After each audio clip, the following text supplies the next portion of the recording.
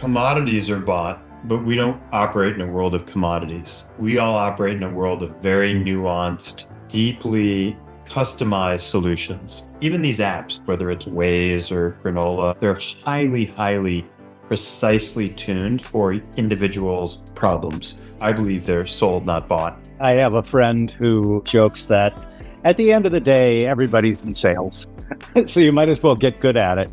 In a private market transaction, it only takes one fool.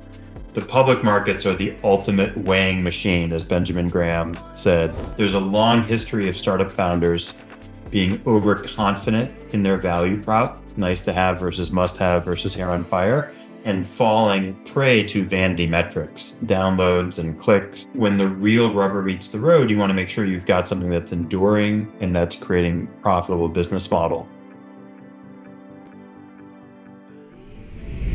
Well, hello everyone. It's Jim O'Shaughnessy with another Infinite Loops. Today I'm very excited because we're going to be diving into the operating systems of startups in the age of AI. My guest is Jeff Bussgang, entrepreneur, venture capitalist, Harvard Business School professor. Wow, you got quite the CV, Jeff.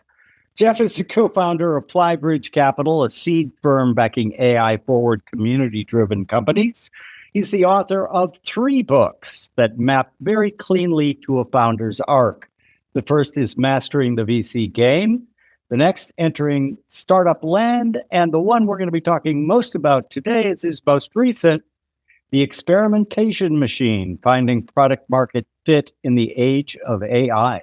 Jeff, welcome. Thanks, Jim. Great to be here. I love your stuff. When I was going through it, we share quite a bit of outlook on where we see VC going.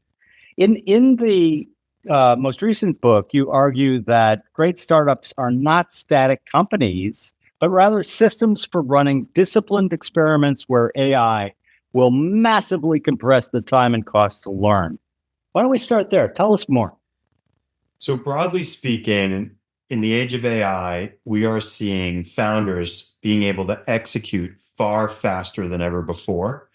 I refer to this notion of the 10x founder in the book, where similar to what we used to talk about developers that were exceptionally talented and able to use the modern tools to develop software faster than anyone, we would say they're not 10% better, they're not 20% better than the average developer, they're 10x developers, they're 10 times better. At Flybridge and across the early stage VC industry, we're seeing 10x founders emerge. And those founders are leveraging the modern AI tools to execute 10x faster than they might have 5 or 10 years ago. There's a kind of general view right now, and maybe we'll talk about this in more detail, that technology moats are becoming harder and harder to establish because the barriers to building technology are so low with these modern development tools. But the one thing that is very hard to replicate is execution velocity. And so the founders that are really dialed into the new tools and leveraging those new tools to execute faster than others, those are the founders that are set up to win. Yeah. And what was the moment when you stopped thinking about potential companies to invest in as companies and you started thinking, no, these are experimentation machines? Well, I have to go back a little bit in time. People may remember The Lean Startup, the book by Eric Ries, which was really, I think, the first piece of work, along with Steve Blank's work, around lean startups and running experiments and thinking about minimum viable products and things of that nature. But what we're seeing, and so I started teaching at Harvard Business School 15 years ago, and I brought that methodology to HBS and to my classroom and in my teaching, where I teach about entrepreneurship and what have you. And so that notion of experimentation was very ingrained in my work. But the tools for running those experiments were, now looking back, quite rudimentary. And over the last 3 or 4 years, both in my work at HBS with founders coming out of the HBS community, and in my work at Flybridge, investing in AI-forward founders and many 10x founders, I was seeing this totally step change in execution and leveraging these tools. And that's when the light bulb went off for me. And I thought, oh my gosh, this whole notion of the lean methodology and this experimentation mindset is just being turbocharged with AI. And that's what really inspired me to write the book and to write about, speak about, and work with my founders and work with my students in that vein. And you have a framework which you dubbed the HUNCH framework: hair on fire values, usage high, net promoter, churn low, high lifetime value to customer acquisition. Can we go through these kind of step by step and tell our listeners and viewers why this framework is especially rewarding? Yeah, stepping back, product market fit is a dynamic, emerging arena, and it varies with maturity of your product and with your market development. And I have to give a little bit of credit to Fred Wilson on this. I had him as a guest in my class for a number of years. And as we were riffing together, he came up with this notion of having a hunch in the early days and having data in the later days when it comes to judging product market fit. So I've been sort of stewing on that and developed this methodology and this framework tied to that moniker, HUNCH, as the acronym.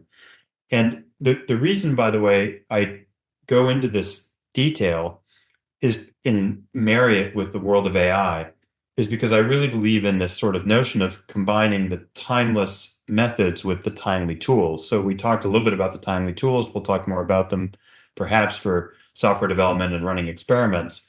But the timeless methods of finding product market fit and building a valuable, enduring, profitable company, there are decades and decades of methodology that we can apply to that. And so this framework is to try to marry those two things. And so one of the things that is a timeless concern that many founders skip over is having not just a nice to have value prop, not just a must have value prop, but a hair on fire value prop, a value proposition that for your customers is going to be a top 1 or 2 priority. And so that's how I kind of frame the H in the hair on fire value proposition and hunch. And then, going through each of the other elements in the acronym, usage being high. It's not just what customers say they'll do. It's not just the downloads and the vanity metrics, but actually using the product day in, day out, week in, week out. As a little sidebar this week, one of the most extraordinary pieces of research dropped. You may have seen this by one of my colleagues at Harvard with a group of OpenAI researchers where they deconstructed ChatGPT usage. And they stated that they are seeing over 700 million weekly average users for ChatGPT. 10% of the planet is using ChatGPT on a weekly basis.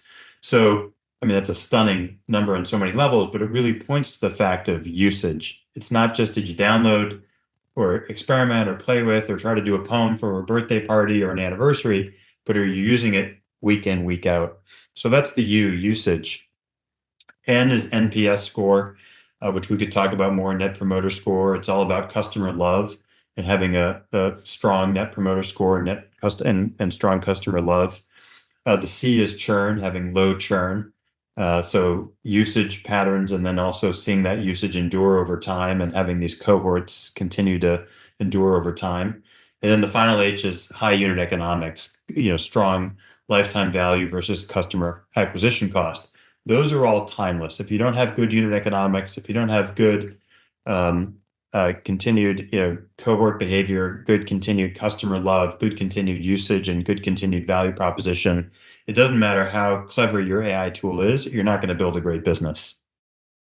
Yeah. And as a former quant who used algorithmic methods to select securities, people often would say to me, hey, aren't you kind of straitjacketing yourself by having this highly articulated algorithmic framework?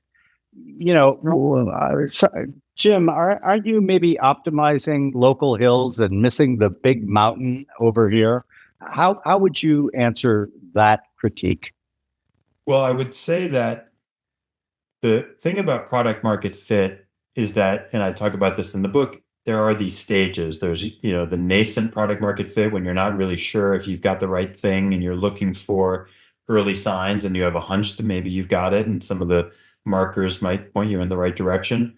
all the way through radical product market fit, where it's just absolutely ripping. And what I would say is that, yes, you want to have a global view, but you have to have that global view informed with data, and you have to make sure you're measuring the right things.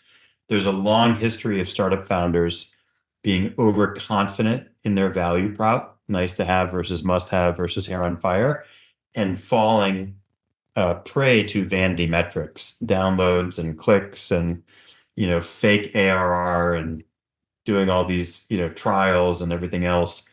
When the real rubber meets the road, you want to make sure you've got something that's enduring and that's creating, a profitable business model. And shame on us at Harvard Business School. We actually care about enduring profitable business models. So do I. How weird that there's two of us. There's a great thing about in a private market transaction, it only takes one fool. The public markets are the ultimate weighing machine, as Benjamin Graham said. And over the long run, the public markets are ruthless. And we've seen time and time again, even hot companies go public. And I've been an executive at one of those, that once it went public, the ruthless weighing machine just really shines a very bright light on the quality of your business model. That is something near and dear to my heart because, as you might know, most of my career was in public markets. We started in private markets, maybe 2005, 2006. And I kept looking for that. I kept looking for, how do I create the ruthlessness that I am used to in public markets and port it over to private markets? Have you got any insights for me? I'll try to answer the question, but I'll tell you a story first. I was an executive at a internet 1.0 company called Open Market. We went public in May of 1996, and I was one of the executive team members. And at a very young age, I was in my late 20s at the time. And the CEO sent me to a conference at Goldman Sachs to talk about the company and pump up the stock. And I remember, this is now 1997 at this conference. I do a briefing, and I go to a breakout session, and I meet with some of the analysts, and they ask me all these tough questions in the breakout session. And I go back home that night from New York, fly home to Boston, go online late at night, and I see on the Yahoo message board the transcript of my remarks and the analysis of that transcript. And this is 1997. Okay, this is pre-AI. Pre-recorded, AI recordings. And I realized that they didn't give a crap about my story. All they cared about were my numbers. That's all that mattered. And all they were doing was reporting the data and the numbers and feeding that into their models. So to answer your question, now as a venture capitalist sitting on many private boards, I do care about the story. I care about the strategy. I care about the people, naturally, of course. But I also try to put the mirror in front of my teams and say, all that said, we missed the quarter, and we said we were going to do this, and we did that. And if we were a public company, ...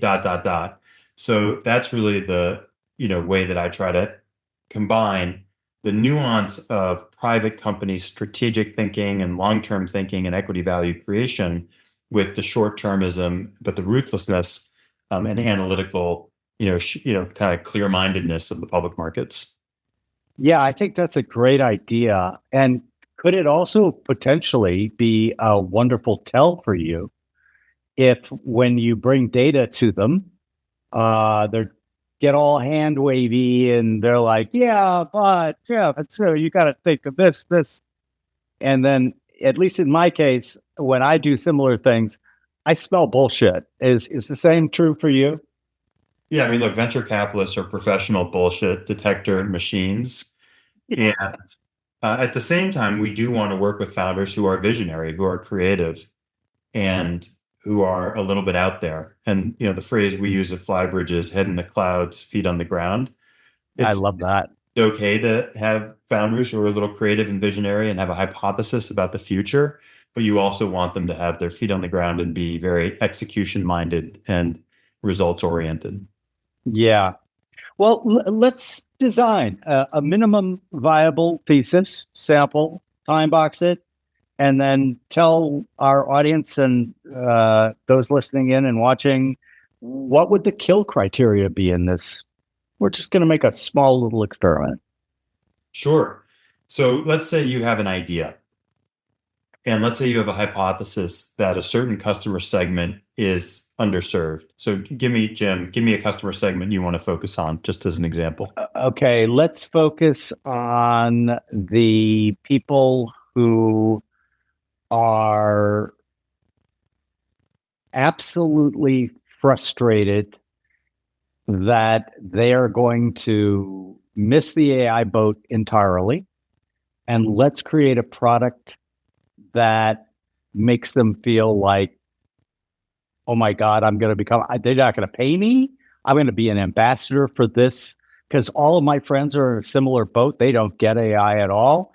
And I now get it. And so I'm going to tell everybody I know that they need to go to this company. Amazing. So what you're touching on is there's a huge information gap, education gap, and maybe there's a way of addressing that education gap. And maybe there's a way of empowering individuals who can cross that education chasm to actually make money and be productive. So then the next thing you do is, okay, let's really lean into who is our ideal customer profile for the ICP. And I generally tend to believe you should be more narrow to start while still keeping the big vision in mind. But to initially start, you want to go narrower than you even think you may want to. So you may talk about this audience. Let's go more narrow. What's the demographic or the profile of these individuals that you want to reach and that you want to help educate on the age of AI? Let's make them my former, I guess, competitors on Wall Street. Let's make them asset managers who've been doing things a certain way, listen to a lot of stories, are not as deeply, the ones who always called me Poindexter for being such a data guy. Let's focus on them. I love that. And that's a quite narrow group. Maybe we would bound it by age group, maybe because perhaps if I may say it, as a 56. We olds. Let's focus on anyone above 55. Young at heart. So yes. Folks in 50s, 60s who are of that profile, but still very active, still have a lot of assets, still perhaps in the game, in the arena. I'd like the focus on asset managers. You can imagine what that looks like. And then you might say, okay, normally a startup might say, okay, I've got my hypothesis of my value prop. I've got my ICP, my ideal customer profile. Let me go do some customer discovery. But what a modern AI founder might do is they say, you know what, let me just create an AI persona to do the customer discovery first. Before I run around Wall Street and try to interview a bunch of folks who are very busy, let me feed a Notebook LM, the Google tool, or let me feed ChatGPT, or let me create some artifacts in Anthropic, and let me build an AI persona for my ideal customer profile. And then once you've built that persona and fed it various documents and maybe even shared a few archetypes with it, then and interviews with those archetypes so it can get inside its head, you can throw some YouTube links in there and what have you. Then you can begin to query that AI customer and say, hey, look, would you like this? Would this matter to you or would that matter to you? What would be a real hair on fire issue that you have? How much would you pay? What's your willingness to pay for something like that? What would that product look like? And then you envision the product.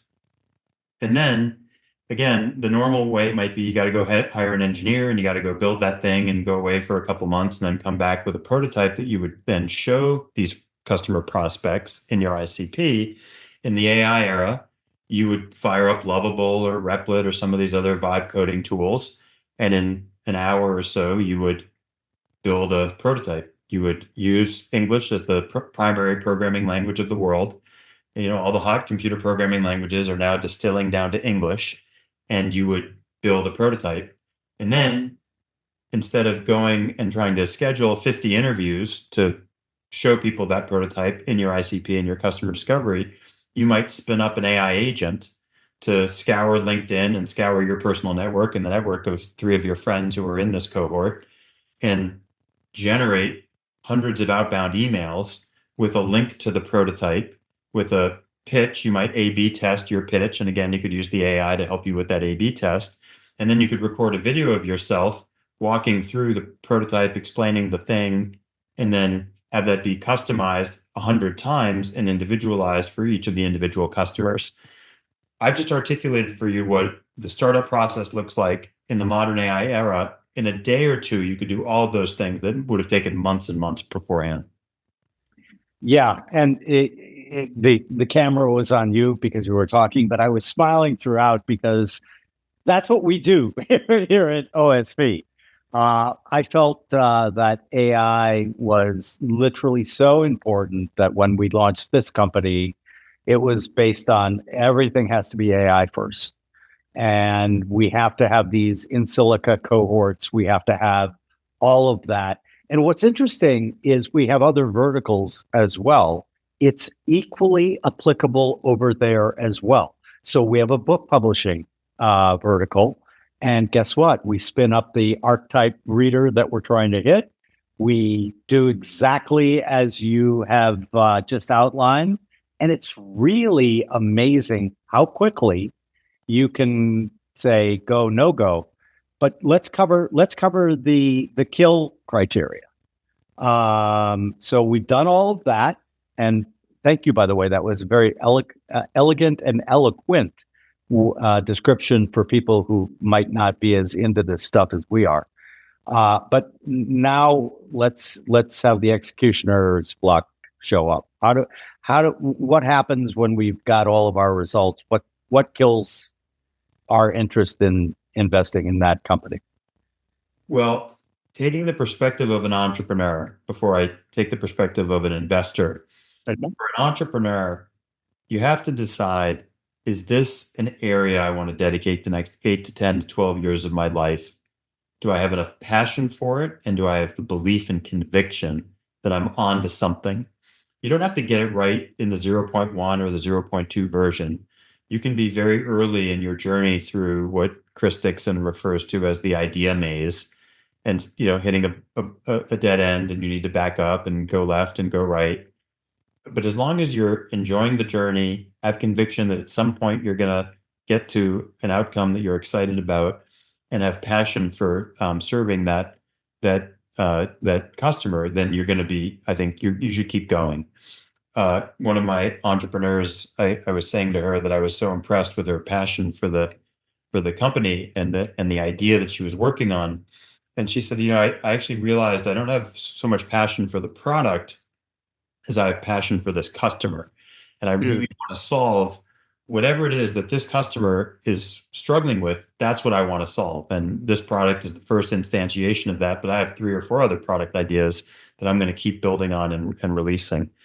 So having that passion for the problem, having the passion for the customer, I think is really the thing. But if you're getting signals that you're not finding product market fit, or you're losing passion, or you don't have conviction that you have something big, then you get in the kill zone. Then you say, hey, look, I shouldn't pursue this. I should either pivot or pull out and do something completely different. That's the perspective of the entrepreneur. And now let's put our VC hats on, and we're getting pitched by the person. What with our own tools is going to say, hey, best of luck, but this is not fitting with us and our investment theses. Well, many entrepreneurs out there know that VCs at the early stage lean heavily on 3 simple criteria: team, TAM, and tech. Team is the quality of the team. Do you believe that they have the characteristics and the skills to be an end-to-end successful entrepreneur? And we can unpack that in more detail. TAM being the total available market. Are they pursuing a massive, massive market opportunity that can sustain a very large company that makes it worthy of investing millions of dollars in a venture capital style, high growth style market opportunity? And then tech, do they have a unique technology, a unique earned secret, a unique angle on what they're building and what they're creating that is defensible? And I'll say on tech, just at the end here, technical moats are harder and harder, as I was saying earlier. And so We are all thinking in many ways of, I think, team is being emphasized even more than ever before. And we're all looking at the velocity of execution of those teams. As I say in the book, AI is not going to replace founders, but founders who use AI effectively are surely going to replace founders who don't. And we're all looking for teams that can use AI to execute at a very high velocity. Because in the early days, your tech may have some advantage, but ultimately technology is super commoditized in the age of AI. It's really team, brand, distribution, execution, and as you said in the very beginning, ultimately the operating system that you create for your company that's going to yield the differentiated advantage. And so investors are looking at and evaluating teams as to whether they can create those things. I got asked by a friend, I was chatting with him about some of the startups that we were looking at, and he just said, we had lunch, and I've known him for years, and he goes, "Yeah, Jim, but you guys don't have a Rick Rubin. Who's your Rick Rubin?" And what do you think about that? What do you think about, I have a specific point of view that, yes, I'm a data guy, but when you look at this, when you see the same patterns time and time and time again, you get sort of an imbued or saturated intuition. That certainly happened in my case. Often frustrating because of the quant model. Like, for example, during the great financial crisis, I was still at Bear Stearns, and I would wander around to saying to any other SMD who would listen to me, short your house if you can. But there wasn't a quant signal for me, so we didn't take advantage of that imbued intuition. What's your strategy for that kind of mix? Is it walking a razor's edge, or is it easier than that? It's a great question, and I love the framing of it because you do need the wild, creative, visionary thinkers out there, the disruptors, as Apple famously put in their ad campaign, those who think different. Mm-hmm. And the way we talk about that internally is, does the individual that we're in dialogue with, do they have an earned secret? Do they have a non-obvious, non-consensus view of how the future will play out? And if we also have the same hypothesis about the future, do we believe they have the execution chops to pull it off? And there is a fine line between out there creative visionary thinking and people who are just bananas. And so maybe the head in the clouds, feet on the ground, methodology is still, or framing is still worth kind of exploring. There are many founders we have backed who have just had their heads in the cloud and they couldn't execute their way out of a paper bag. And there are some founders who have been so tactical that they missed major shifts in the market and major opportunities, and may have built beautiful strategic plans and beautiful pipelines and hired, reasonably well and built solid products, but they didn't create a huge amount of equity value. So I do think that injecting a little creativity and a little wildness is good. And in fact, we often prefer to back teams, not individuals, because we think this alchemy of, one really creative visionary founder and one more grounded execution-oriented co-founder can be a really good mix. Do you find one of the things that I've played around with, and we, it's not to a level where I find it satisfactory yet, but as you say, since we're also looking at pre-seed and seed, there is gold in them, there are tails, but there are also a lot of crazy people. And so we have, or are attempting to build an adversarial AI that will often record the sessions that we have with the potential founders or the teams. That gets transcribed, and then we put it in the adversarial AI, and then we bring what we think are the most interesting questions that it comes up with back to the team and are trying to develop signal there. Are you doing anything similar? We are, and I love that framing. We do have red team work that we do. We have a what we call an AI memo investment memo generator. In fact, we made it public, the Flybridge investment memo generator. If you Google that, you'll find it. And we tell founders, before you come in to pitch us, run the generator and see what it is that we're going to say about your idea and your business plan. It's like the Tom Cruise movie, The Minority Report, where the precogs identify crime before it occurs so that Tom Cruise can crash through the window of the apartment building and stop the murder. So there's this dynamic of like, before we give you the here's why we're going to pass three things, like, hear it yourself, run through the memo generator, see those three things and modify your pitch and adjust your plan and think about how you can deal with those objections to mitigate them. So I really like that. One of the things we've also done is when we write the investment memos, if we always look for non-consensus, and we look for like you were saying, the antagonistic dynamics. And so we'll ask the AI to find the holes in the investment memo. Like if this thing, the prompts look like, if this investment were to fail, what would be the reasons for the failure, and sort of really draws out the risks. And then we can look and evaluate whether we believe those risks are properly balanced with the reward potential. Yeah, I'm smiling because I used the same movie to tell my techs what I was trying to build. And oddly enough, extreme technical people love that movie. Doesn't everyone love that movie? Well, of course. But I have one who was telling me, yes, but the problem with this is that we could have AIs would be much better at this. And I'm like, well, then prove that to me, please, by building it. I think that there's just so much alpha in going that way, and learning via negativia. I always give the example of Sherlock Holmes. I'm a big fan of, or I was when I was a kid, of Sherlock Holmes. And in The Hounds of Baskerville, the only reason that he deduces that the intruder was known to the family was the dog didn't bark. And I don't think, unless I'm completely wrong, I don't think it's an incredibly intuitive way for people to think, especially, if they're big fans, right? They tend to fall into confirmation bias. But as I was thinking about it, we humans are the original confabulators, right? We are really, really good at it. And AI is really, really good at it as well.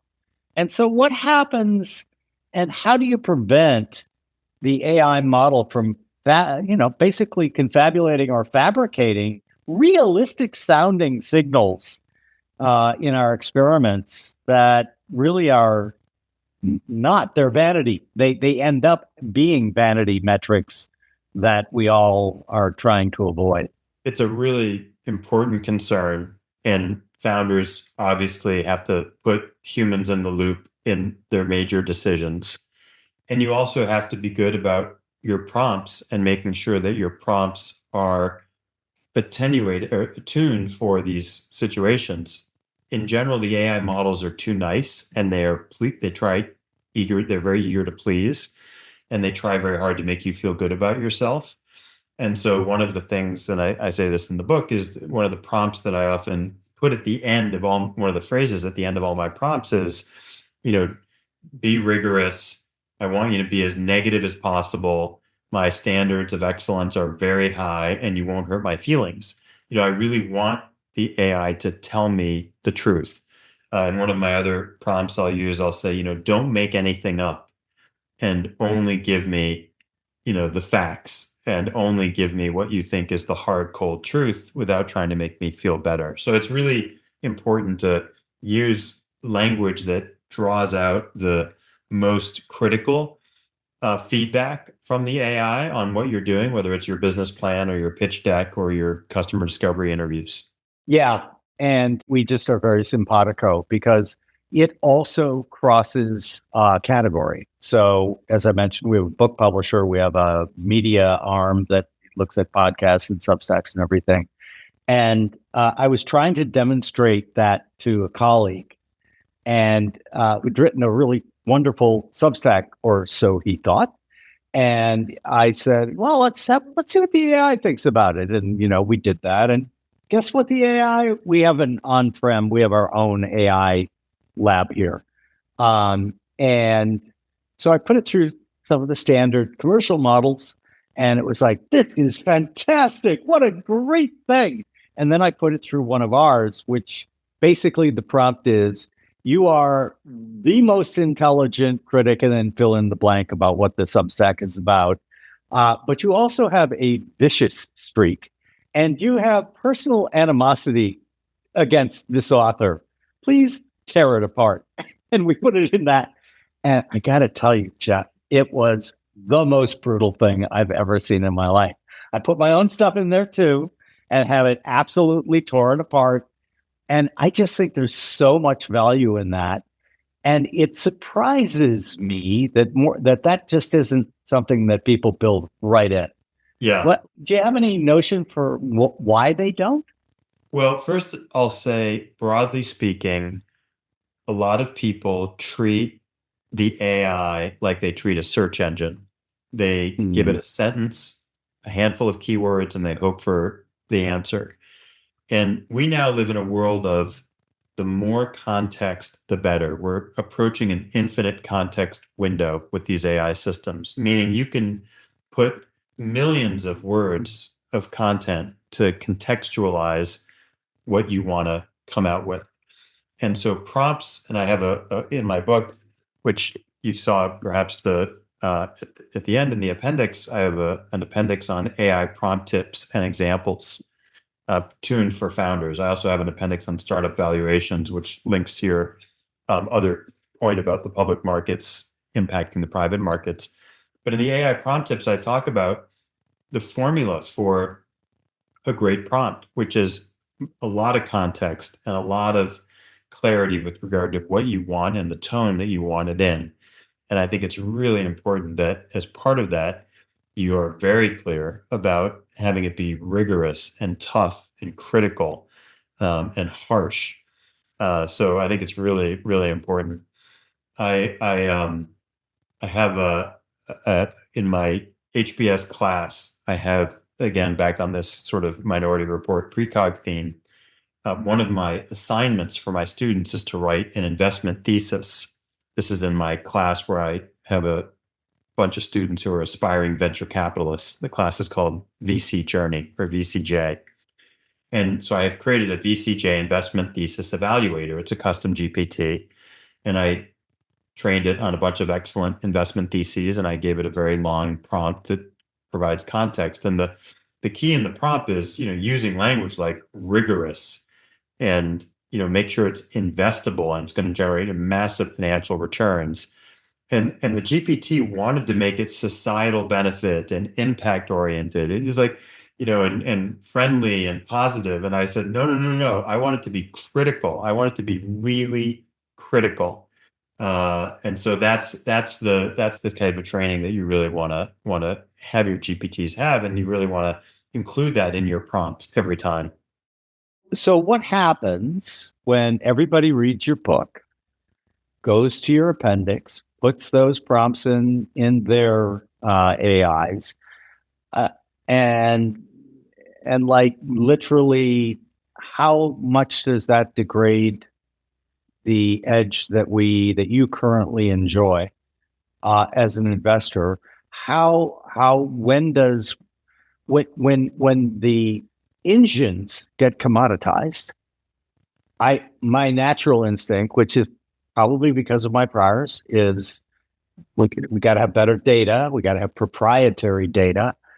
So first off, what do you think about that in terms of when everyone starts adopting this methodology? Where do we go from there? Well, first I'll say, in my 30 years of doing this, I have seen wave after wave after wave, from Internet 1.0 to mobile to cloud to AI. And in each wave, people said, everybody, water's getting higher and higher. Everyone's going to be doing this. There's a new high water mark. How do we compete? And time again, people have executed on incredibly valuable business models and built incredibly valuable franchises. In fact, what's crazy about the moment we're in, just as a little sidebar, if you'll allow me, Sure. it seems like when people say we're in a win-lose dynamic, I look at the actual data and I say, actually, we've been in a win-win environment for a long time. For example, one of our most successful investments was in an open source database software company called MongoDB, which was a New York-based company. We led the Series A. It's now a $25, $30 billion market cap company and a real leader in the world of databases. At the time of our investment, our thesis was we're going to disrupt Oracle and IBM and Microsoft because those were the big database franchises in the SQL era. And Mongo created $30 billion of value in the last 12 to 15 years as a disruptive force in the database industry. But go look at the stock market caps of Oracle, IBM, and Microsoft. They've all gone up a ton during that same period. And we all know what happened to Oracle in the last few weeks, tipping at $1 trillion. Here in Boston, one of the most successful startups in the last decade or two is HubSpot. And HubSpot is this incredible next-gen CRM for the modern blogging era. And when HubSpot got going, everybody said, this thing's going to kill Salesforce and really disrupt the CRM industry. And HubSpot today is a $35, $40 billion market cap company and has done really well. And Salesforce, if you track how it's done over the 10 years that HubSpot has created that 40 billion of value, has also done incredibly well and added hundreds of billions of dollars of market cap. So I'm not sure that we're using the right language sometimes when we talk about, competitive moats and destroying incumbents and what have you, because if the incumbents keep iterating and innovating as Salesforce has done and Oracle has done and Microsoft has done, they're going to do great. And it's also the case that new companies who are creating new market opportunities and powerful products and powerful franchises are also going to do great and create a lot of value. The outcomes just keep getting bigger because the whole tech industry is eating the world. As the Mark Andreessen quote, software is eating the world. We've seen that play out. And with the world of AI, we're seeing it play out in every industry globally all at once. So it's an exciting time, and a time when I think sometimes people get a little bit too negative and critical about, hey, maybe we don't have any more competitive moats, and hey, maybe the incumbents and the Magnificent Seven are crowding out all the market and all the investment and all the opportunity. I don't think that's true at all. Yeah, nor do I. Everything that we completely and passionately agree with you that you can still operate in win-win territory. And the old idea, which I think was really a dominant mindset for a long time, was the kind of zero-sum game where for me to win, you've got to lose. That is patently untrue. And you've just given several really, really good examples of how that is untrue.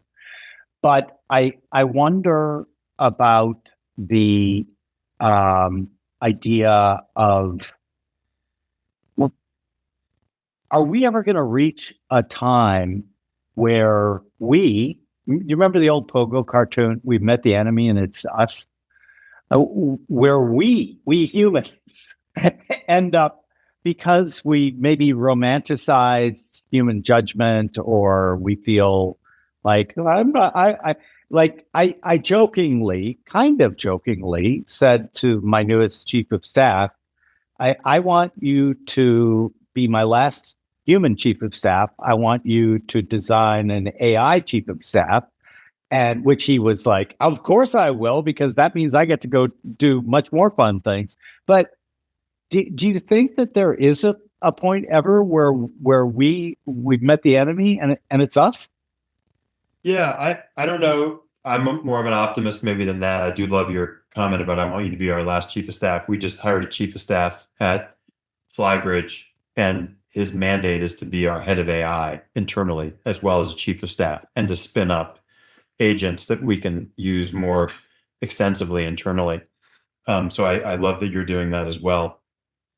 And by the way, I recommend any of your listeners, and back to your earlier comment about a lot of your colleagues and friends in your community who feel befuddled by AI and not sure how to approach it, I recommend they really think about reverse mentoring and hiring, or getting perhaps less experienced people or junior people who are AI native and AI savvy as an AI chief of staff or an AI native chief of staff, or even just a reverse mentor that they grab coffee with every now and then and have them show them what are the latest tools and how are they doing their work and what their workflows look like.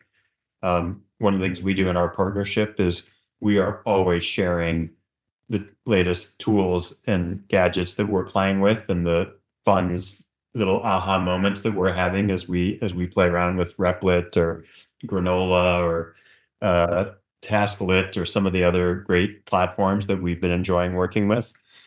So I don't know about this. We've met the enemy and it is us. I think of it more as we're all as the AI newsletter Superhuman, articulates, like we have the capacity to become superhuman. We have the capacity to extend our reach in an even more compelling fashion. If we walk in with 10 agents working for us into any task, we're going to be so much more effective.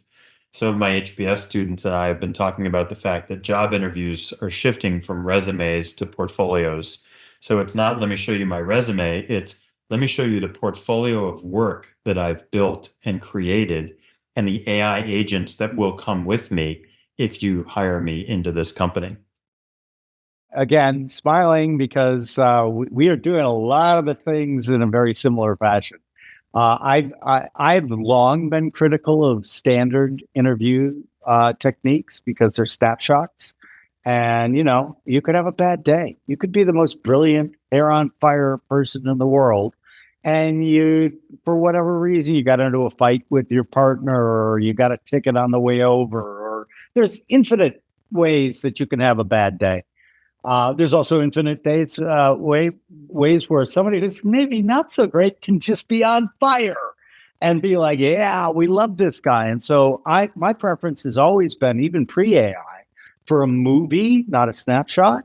And I noted that you also use the same analogy and metaphor in your work as well. So let's shift for a minute and let's look at this 10x founder. How can we distinguish him or her from a 1x? What are the things that you see in the 10xers that you just clearly are not there in a 1x? Well, in addition to mastery of the modern tools, which represents table stakes, they also need to have this growth mindset. Carol Dweck from Stanford talks about fixed mindset versus growth mindset. The growth mindset is someone who's always learning the latest tools and always trying things out and always approaching problems, no matter how hard they are, as challenges to be overcome. And so we really look for those lifelong learning, growth mindset oriented individuals. And then we look for individuals who also have this capacity to marshal resources around them. And in the old days, those resources might be exclusively human capital and financial capital.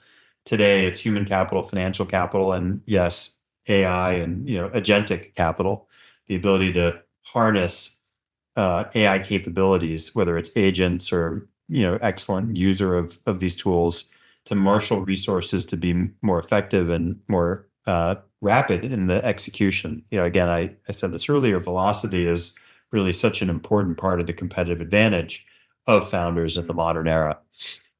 We also look for the earned secret that founders have in their area. I mentioned this earlier, but sort of the non-obvious insight that others don't have, that they've earned through the hard work of customer discovery and research and perhaps living in or having come from that industry before. So those are the types of things that we look for in the 10x founder. Another metaphor we use is clock speed, and we have two ways that we define clock speed.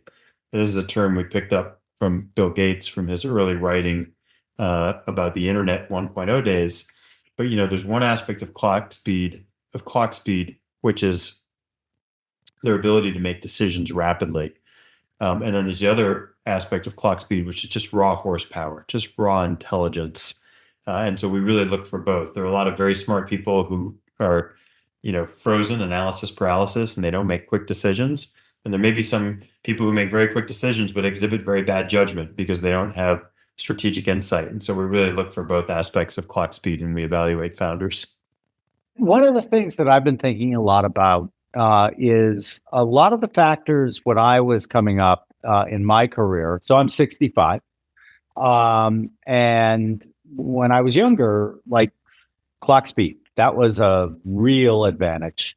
If you were really good at being able to answer questions quickly with solutions, if you were really good at, I don't know, but I can find out for you quickly, very, very strong advantages. Another strong advantage was memory. If you had a particularly good memory, that proved to be incredibly advantageous when you're having to think on your feet in front of somebody that you're trying to, in my case, get them to give you their money to manage. And then also the ability to kind of think about a problem from a variety of points of view was also quite strong. And now I'm wondering what are going to be the advantages for we humans in the age when a lot of this can be outsourced, right? Where the advantage of memory, if I've got a zillion grad students in my pocket, maybe not as strong as it was when I was younger. If you were like designing kind of the classic, you're giving advice to a young, smart person, a 21-year-old, they're in your class. What are you going to tell them that they should concentrate on to be, the really switched on player going forward? It's a great question, and there are a lot of elements to it. In general, my belief is that we are in an era where judgment, taste, discernment, strategic thinking, and insight are uniquely human. And those are the things that are going to really thrive if people have those qualities. And so you have to ask yourself, okay, well, how does one develop judgment and insight? And it used to be in any field, you would do that from the bottom up, and you would do the hard work on a first principles basis to learn the fundamentals at the bare metal level of how to evaluate a stock in your world, or build a piece of software, or deliver a certain quality marketing report in market research analysis. And now, if the AI is doing it for our young people, how are they actually going to know what excellent looks like? And so really being good at discernment and taste and judgment, I think, is going to be really important. And for young people, how to develop that, I think it's a moment where it's like the revenge of the liberal arts, meaning like go read Shakespeare and go read Homer and see the best movies in the world and, watch the best TV shows and be strong at interpersonal skills and leadership skills and communication skills, and really understand human motivation and understand what excellence looks like, and understand taste and study design and study art, because the technical skills are all going to just be there at our fingertips for all the reasons you said, Jim. But what won't be there is the discernment and the taste and the strategic thinking, and that's what we have to bring, and we bring that through this very nuanced, I think, amalgam of all of these experiences and judgments and really human instinct about what quality looks like. There's this book, and I actually saw one of your previous guests reference this book, Zen and the Art of Motorcycle Maintenance. One of my favorite. And I know you like that book, and I like that book, and I was rereading it because my son drove cross country a few years ago, and we decided we'd do a father-son book club, and I said to him, you should read this book as part of your journey. And I reread it. I first read it when I was myself 18, 19 years old, and then reading it later in my 50s. I found this passage that Robert Pirsig, the author, has where he talks about the experimentation method and the flaws in the experimentation method. And I don't know if you know this quote, but the quote is just exactly on point here, which is to say the experimentation method teaches you to run all these experiments, but what it doesn't tell you is what experiments should you run? How do you choose the actual experiment to run? And how do you decide in this world of infinite experimentation what the best experiments are and what the best results are. And that's really creativity and really human instinct. And I think that's really where we're going to be focused on in the years ahead. Again, I wish you would say something that I disagree with, because Bob Persig's Zen and the Art of Motorcycle Maintenance is one of the foundational books that I try to reread at least every 5 years, because I just keep it's really interesting. It's like Heraclitus's famous maxim: the same man cannot step in the same river twice, right? Because the man is different and the river is different. And I find that book an excellent example of that. Every time I reread it, I'm like, how did I miss this last time I was going through it? Well, what are some examples of bad experiments you still see very smart, very switched on people running? And how do you tell them about that and then say, maybe you should try it this way? Well, the thing about running experiments is if you have only a certain amount of bandwidth to run experiments and evaluate the results, even though AI has expanded that bandwidth, the thing is you have to decide running experiments that will unlock the most important parts of the business model. And so don't run an experiment that is an obvious area, or perhaps an area that investors or employees or partners view to be peripheral. You have to go after the hardest part of the matter question, the most strategic question. And then you have to sequence those experiments to kind of continue to peel away at the model. So for example, I have a case on a company called ClassPass. And ClassPass, you may know, is a quite well-known company. It's a gym membership subscription service founded in New York City by Payal Kadakia, a very compelling MIT-trained entrepreneur. She was a dancer and believed in fitness and was very passionate about exercise and going to the gym and trying out different classes. And that inspired her to create the ClassPass. But the ClassPass was her third model because she didn't run the right experiments to test the core value proposition of Model 1 and Model 2. Model 1 was a search engine, and the search engine, which she spent months building and launching, she didn't test whether people would actually search and book online for fitness classes at studios that they didn't know about and that they had never visited. And so if she'd only tested that core hypothesis, she would have saved herself a ton of time. And then her second business model was this idea of a passport. And the passport was a bundle of passes for gym goers to use to go to the gyms. Well, that worked really well for the gyms, for the consumers, but it didn't work for the gyms because now people were showing up who had no loyalty and would use these very cheap passes and then go to the next free Groupon like gym opportunity.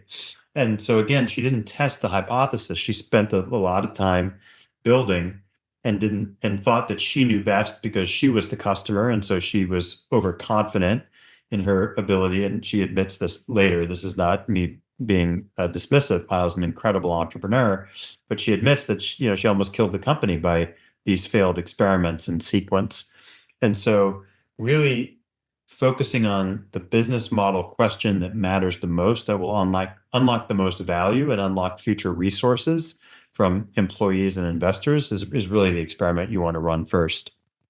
Yeah. And as you were explaining, you got a little bit into the next thing I wanted to ask you about, and that's the question of pricing, right? People, at least a lot of people we talk to, still are kind of seeing premium as catnip.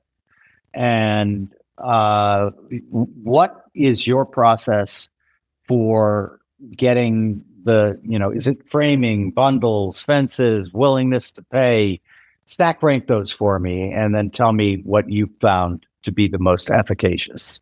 Well, first, I'll say a couple things. One is, in general, we believe in focusing on adoption first and monetization and profitable execution of pricing models later. Not that you want to do a ton of freemium forever, but you do want to get people to use the product and iterate on the product, particularly if you have some network effects and economies of scale dynamics. So starting low when you have a 0.9 quality product and adding value over time with a 1.0 and a 2.0 and a 3.0 and having pricing rise commensurate with that is in general a good approach. I also think in general, we're in an age of experimentation on pricing that we've never seen because of the cost of AI, the cost of inference, and the cost of running these models.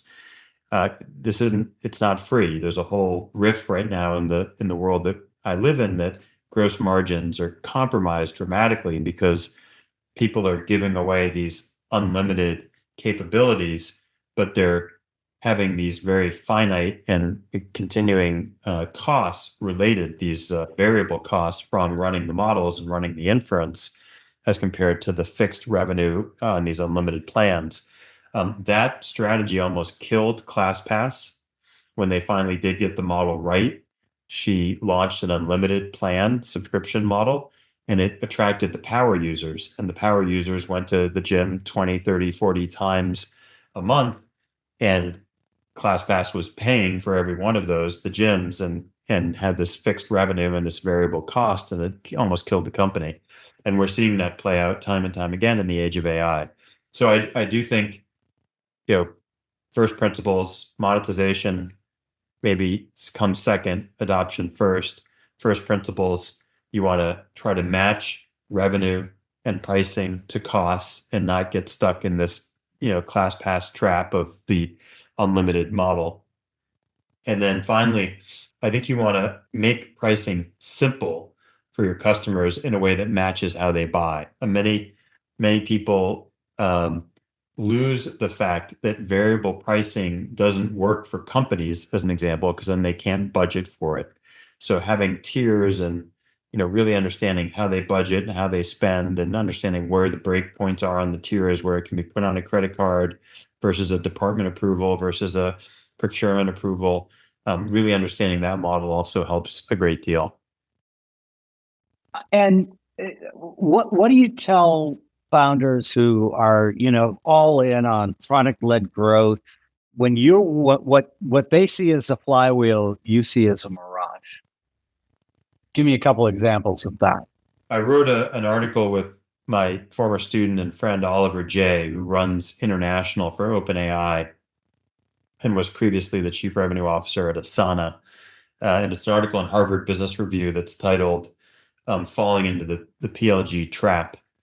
And people start with PLG frequently, and that works extremely effectively. And it's a wonderful way to bottoms up get inside to an enterprise. And that was executed incredibly well at MongoDB. It was executed incredibly well at HubSpot, just to pull through the two examples that I mentioned earlier. But eventually, the PLG trap is you want to sell to enterprises, enterprise-wide deals. Once they already are using your product in 3 or 4 departments, you want to then bring that capability of building these large enterprise-wide accounts and getting 6-figure and 7-figure value contracts in place. The problem is you may not be enterprise ready. Your product may not be enterprise ready. Your organization may not be enterprise ready. You may not have on the product side, the SOC 2 compliance and multi-homing database, constructs and various privacy and security and data, integrity and accountability and transparency and explainability that you need. And your organization may not be ready. You don't know how to go through a procurement process. You don't have enterprise salespeople. You don't have solutions architects. You don't have a customer success organization. And so people think it's very easy to shift from PLG to SLG just by changing pricing and by saying, hey, before you used to buy this thing on a seat by seat one-off basis, now let's just do an enterprise deal and we're done. What they don't realize is that transition from product-led growth to sales-led growth is an organizational transition and a cultural transition and a product and technology transition.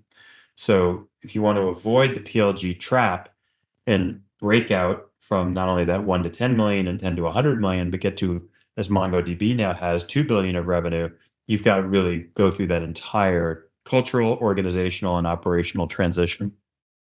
Yeah, and that is something I learned firsthand at my first company, where we had a very hot product. And then it dawned on me as I looked around the asset management industry that hot products are great. Well, they're hot. And that most investment services, at least, and I would extend it, I'd be interested in your view, but I would extend it to many things in the world. Most things are sold, not bought. And, when that little light bulb went off in my head, luckily, I changed the organization rather dramatically. And I think that the like is that a demerit against one of your portfolio companies if they're not like seeing that as plain as day, or is it easy to miss that? Well, look, commodities are bought, but we don't operate in a world of commodities. We all operate in a world of very nuanced, very, deeply customized solutions. Even an out-of-the-box app that you may use as one of your favorite apps, whether it's Waze or Granola, or, we have a portfolio company called Bold Voice, which is this really cool English accent coaching app that's absolutely taking off. Even these apps, they're highly, highly precisely tuned for individuals' problems, and they're all very particular. And so, yes, I believe they're sold, not bought. And I believe the best founders, even technical founders, have to have a notion of commercialization and sales and marketing. They have to have a point of view. We invest in many technical products and we invest in many technical founders. In fact, Flybridge is known to invest in developer tools and in software infrastructure and cybersecurity. But our best technical founders are amazing salespeople, and they're amazing at building commercial operations. Yeah, I have a friend who we go back and forth with jokes that at the end of the day, everybody's in sales, so you might as well get good at it.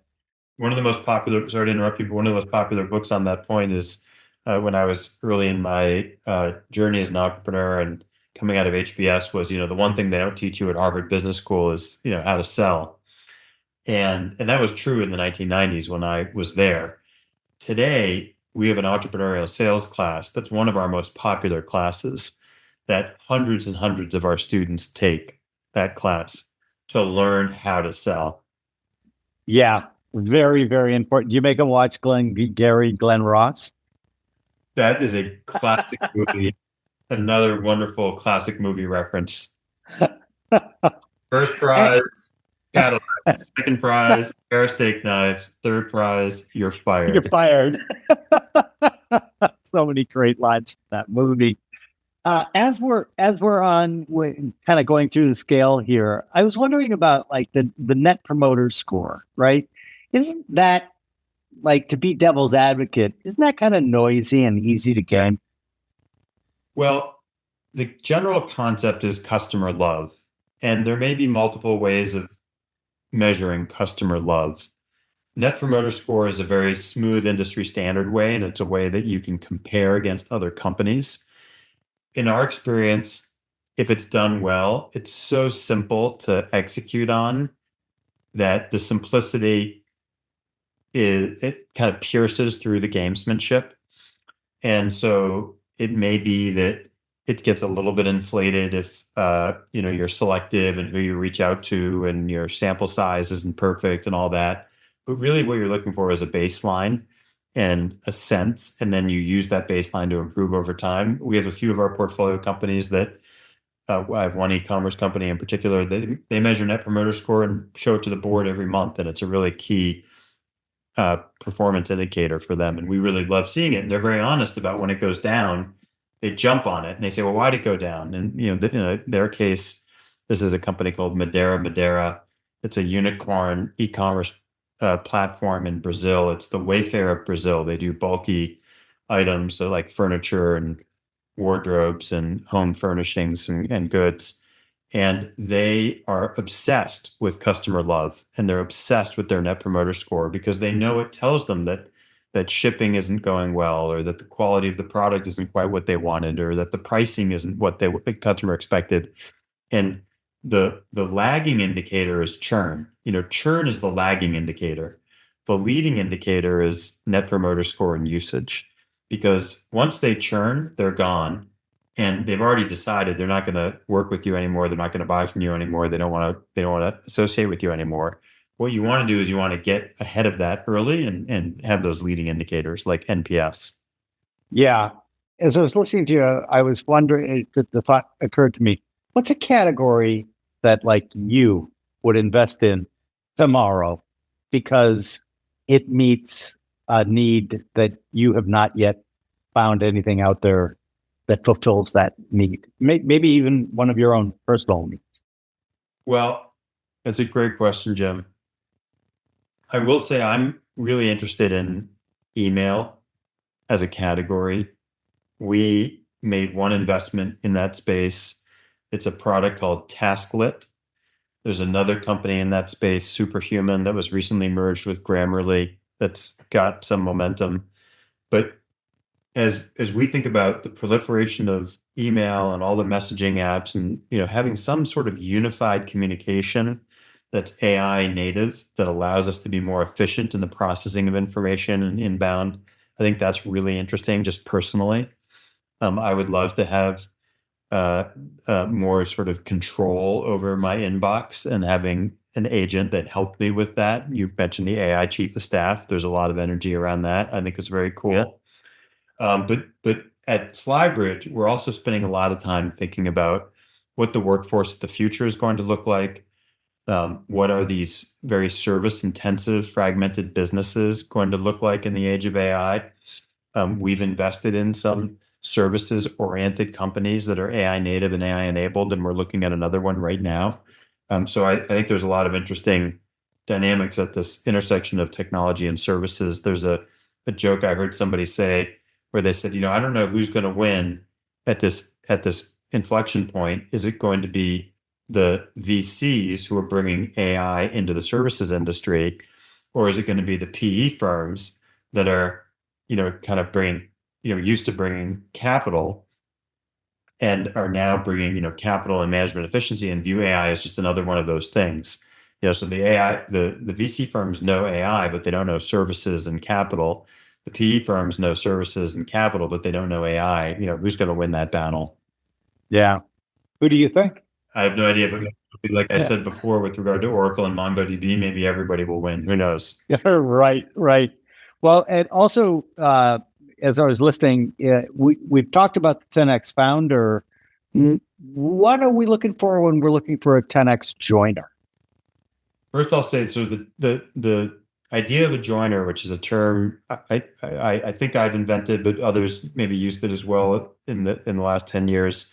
In my book, Entering Startup Land, is a book that's focused on joiners. Those are the folks that join startup as employees number 3 through 300. I was a joiner in my first job out of business school, the company that went public that I mentioned, the rocket ship. And so what we're all looking for are 10X joiners who can, like the 10X founder, leverage the modern AI tools to be an incredibly effective head of marketing, product manager, head of engineering, head of customer success. And instead of looking to bring their team with them from their previous company, they bring their AI agents with them. In today's era, we are seeing organizations of 20, of 30, of 40 execute as if they were organizations of 200. The company Bold Voice I mentioned, the accent coaching app, and this is public information. They have announced this. They're a part of a very special club, the Tiny Teams Club, over $1 million of ARR per employee. They've crossed over 10 million of ARR with 7 employees.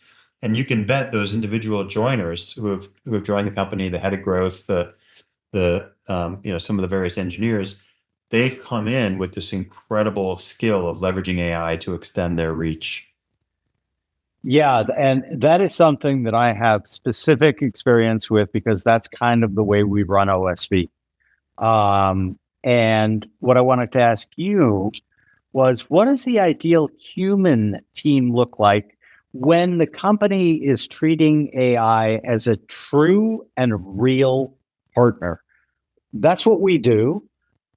We do it in across all of our verticals. I'll give you an example. I'm writing for the first time a fictional thriller I've written 4 books, all nonfiction. Much like Dorothy Parker, I hate writing and love having written. And my daughter, who's a Newbery awardee for middle grade fiction, was here, and I looked at her and I said, I had no idea how hard it is what you do. But we're taking a somewhat different approach in that we have a writer's room helping me write this book. And in that writer's rooms are human writers and editors, but also AI writers and editors.